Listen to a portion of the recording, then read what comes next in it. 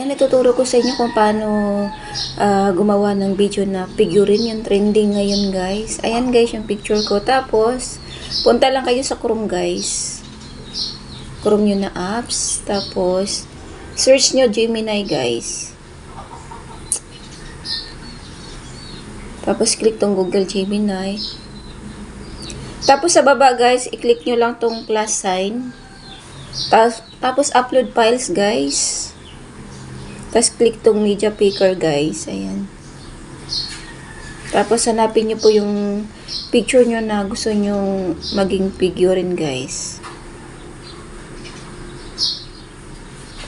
Yan, guys. Sample yan, guys. Tapos, may na-copy-paste na ako, guys, na ilagay ko din sa comment section, guys, para magaya nyo. Yan. Sample lang yan, guys.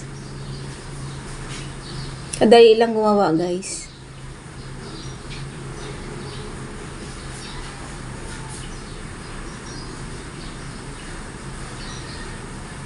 Ayan, nag-generate na siya, guys.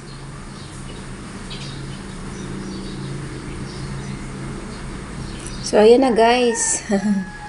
Nagkakapi, guys. Ayan lang, kadali, guys. Pwede mo siya i-download.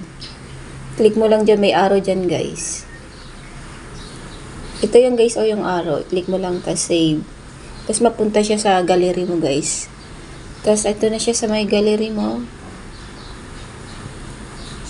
So, ayan na siya, guys.